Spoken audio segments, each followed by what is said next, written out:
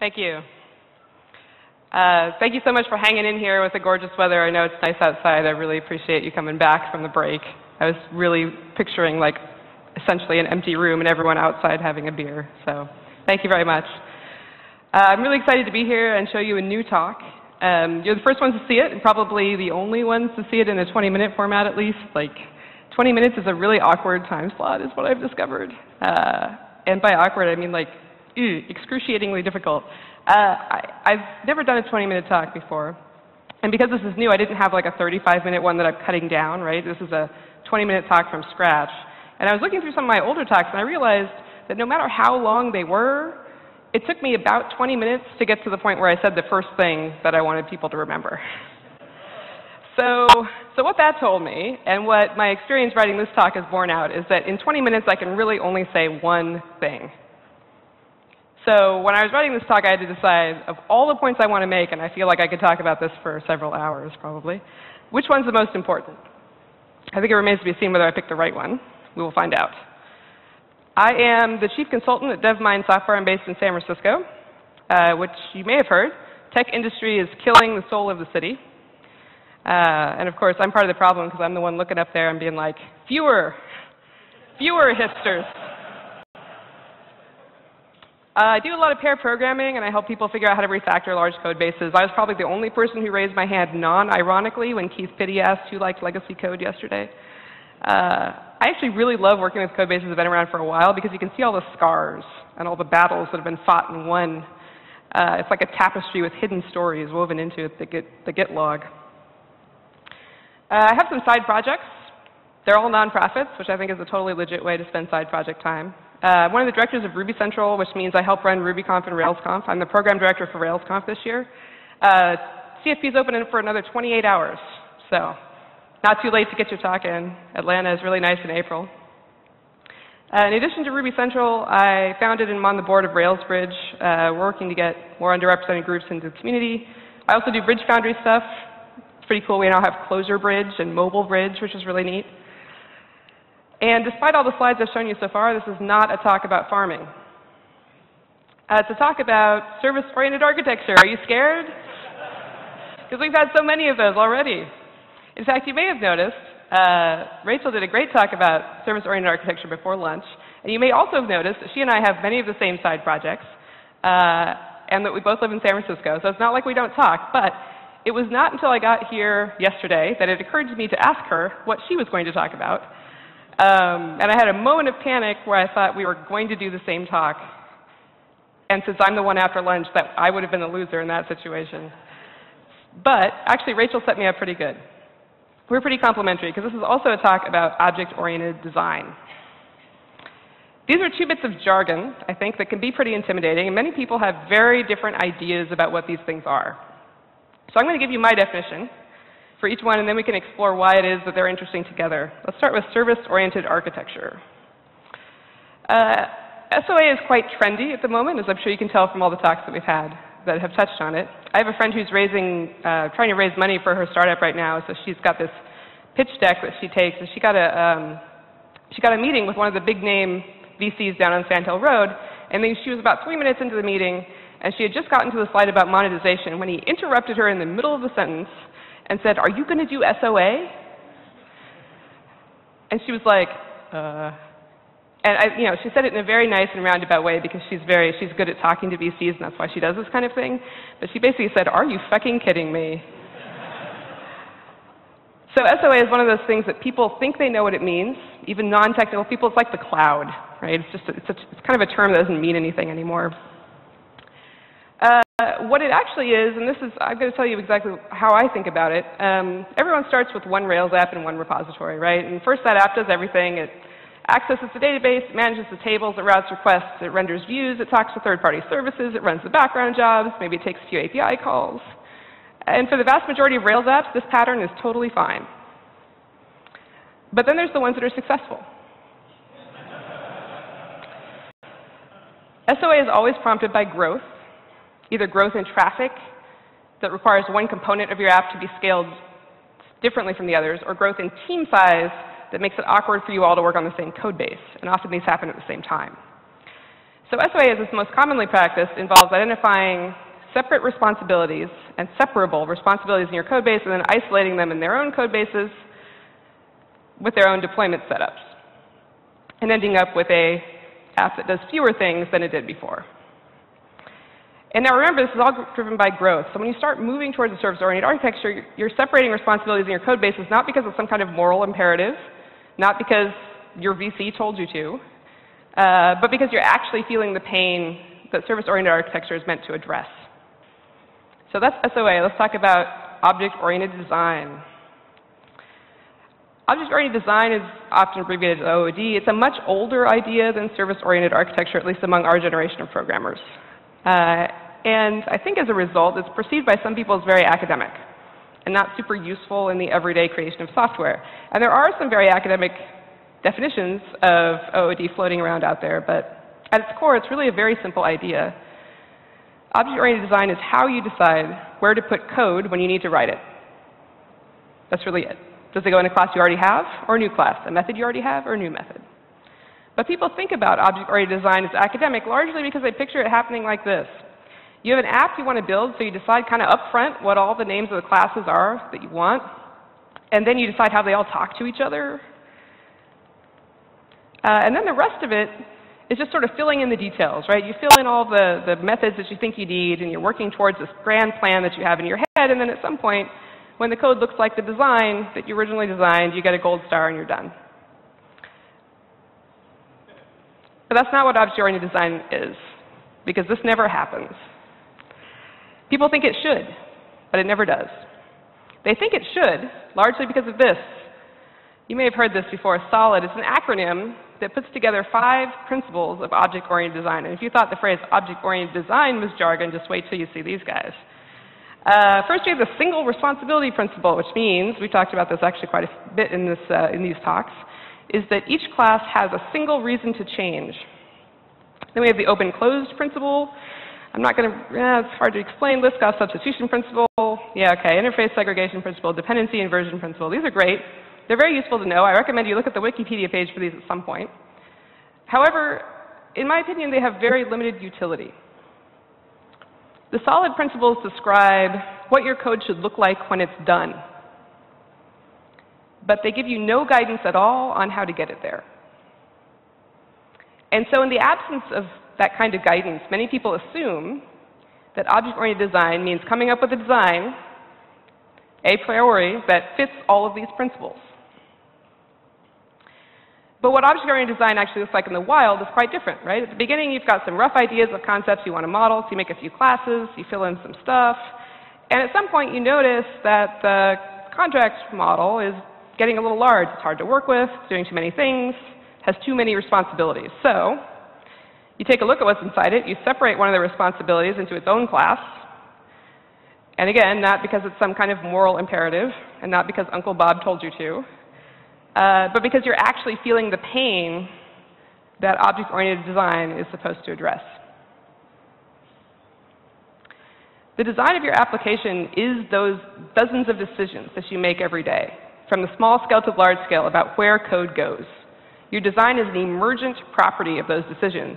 It is not a pre-specified framework that makes those decisions for you. Design comes from the bottom up, in other words, and it cannot be top down. And so it's a legitimate question to ask at this point, why not? Why can't we do this? Why can't we decide what we want at the beginning and just stick to it? And the answer is simply that we don't know at the beginning what responsibilities our code will have. And the only way to find that out is to write the code and to put it somewhere and then notice when it seems out of place and then move it around. Failing to do this is how Rails apps get in trouble, by the way. It's how you end up with a monolith. I want you to think about the largest active record model in the app that you're working on now. This is the order model from Spree, which is an open source e-commerce Rails app. Not picking on Spree. It was just there. So let's look at how big this file is. This file itself has 650 lines. However, it includes a bunch of modules down here that we kind of have to count. So it's got those, it's got that one, it's got that, it's got that. So the total is just about 1,100 lines. Who can beat that? Who's got a model with more than 1,100 lines? More than 2,000 lines? More than 5,000 lines? Wow. Yeah, I've seen it. It does exist. I'm willing to bet that the largest model in your code base is the one around which your application revolves. It's the one that has to change with every single story. It's the one that needs object-oriented design. The rest of your models, if the code fits on one screen, doesn't matter. There's a scatter plot in code climate where one axis is the complexity and the other axis is churn. And the files in the top right of that plot are the ones that change frequently and are complex. And those are the ones that you need design for. So that's my definition of service-oriented architecture and object-oriented design. And when you're looking at those boxes and lines diagrams, it all seems so clear, right? You just find the boundaries of your responsibilities and make them formal. But I think Rachel covered earlier quite well that delineating the boundaries of a single responsibility is surprisingly difficult. And OOD is the same way, right? You read a book about it, it tells you single responsibility per class, you're ready to do the right thing, and then you sit down in front of your Rails app and you can't figure out what to do. Design is easy when you're starting from nothing. Design is really, really hard when you're trying to refactor towards it. And these two problems are hard for exactly the same reason, and that is figuring out the boundaries of a single responsibility is pretty hard. And that's true whether you're trying to pull out a service or you're trying to reduce the size of a class. So what do we do, right? Solid shows us this amazing place where our code can be. Looks pretty awesome, but gives us no roadmap for getting there. So what's our roadmap? How do we know which things to separate? I call this the phone booth in the garden problem. Maybe this was once the right place for a phone booth. Maybe there was a sidewalk going by or something. Maybe there was a building. I don't know. But at some point, the landscape around it changed. And we get used to it being there, though. Phone booth has always been there. So we don't notice the incongruity anymore. But those are the things we need to start seeing again. We do have some ways of helping ourselves see our phone booths. And these generally go under the name of code smells. Code smells is a term that comes from Kent Beck. It was made very popular by Martin Fowler in his book on refactoring. And they are usually described as surface indicators in code that indicate deeper problems within. Some people call these icebergs, because only 10% of iceberg is above the water.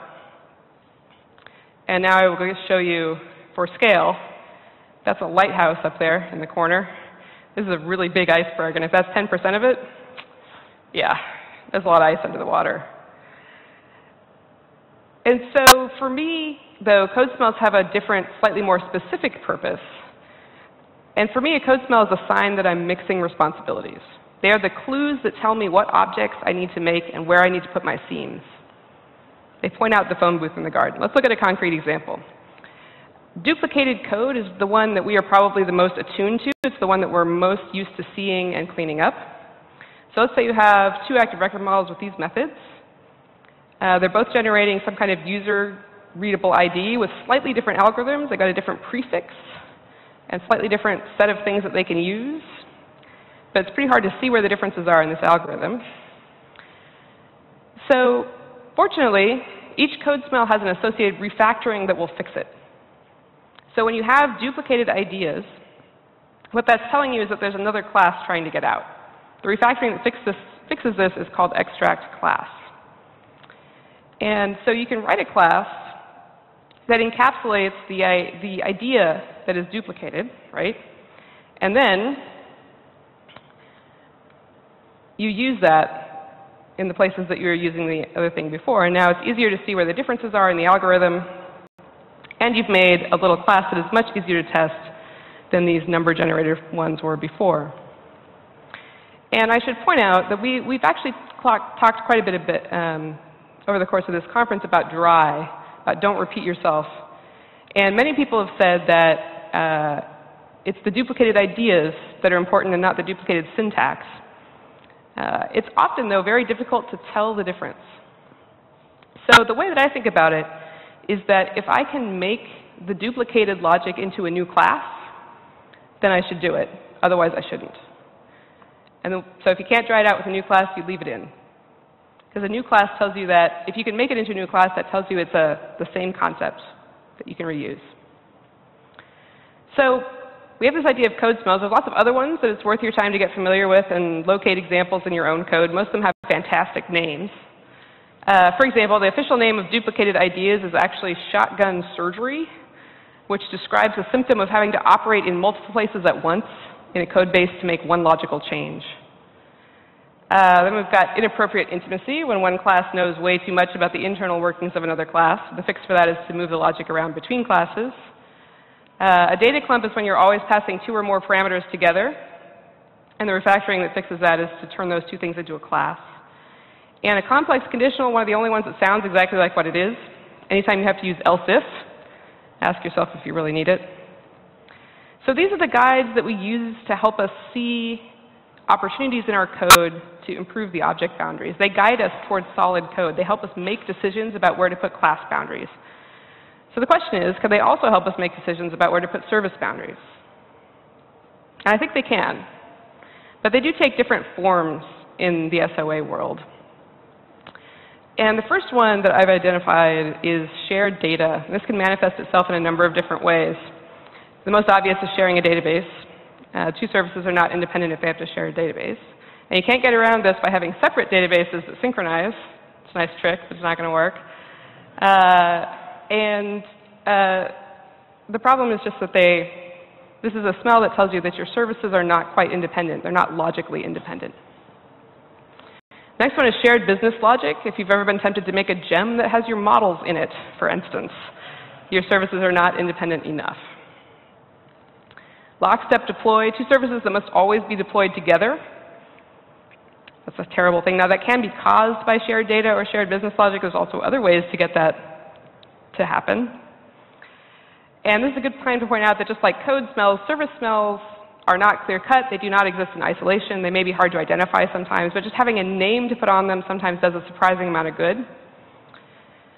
Query parameters. If you have to pass in more than 1 or 2 things to figure out what to do, it's probably doing too much. Also nested routes, can't cheat that way, totally hidden query parameters. And finally, parameter clump, if you're always passing around 2 or more pieces of data together, there's probably some behavior there that needs to go in its own service. And so we have these corresponding, here we go. We have these corresponding code smells and service smells. And the way to fix most of these is that you make smaller classes when you're doing code smells. You make smaller classes that do single things, that do fewer things than they did before. And with services, the solution is actually exactly the same. You make smaller services. A lot of times, if you're having an awkward interaction between 2 services, what that's telling you is that there is a service that's living in that interaction, that there's a 3rd service there that needs to exist in order for that interaction to be less awkward. So, I want to leave you with a couple of thoughts. Service-oriented architecture is just a new term for a very old skill. It's all about identifying responsibilities. And this is a skill you can practice and get better at. And it's much cheaper to learn that in your code than it is to learn it in services. Because class boundaries are a hell of a lot easier to change than service boundaries. And it's refactoring the code into smaller objects that makes service-oriented architecture even possible. You can't identify a responsibility to make into a service if it's scattered across multiple big objects. You have to deal with your God objects before you can do services. And then once you get there, you can use the smells to guide your architecture towards single responsibility services. And if I can leave you with one takeaway from this, it is this: make smaller things. Always. That's all I got. Thank you very much.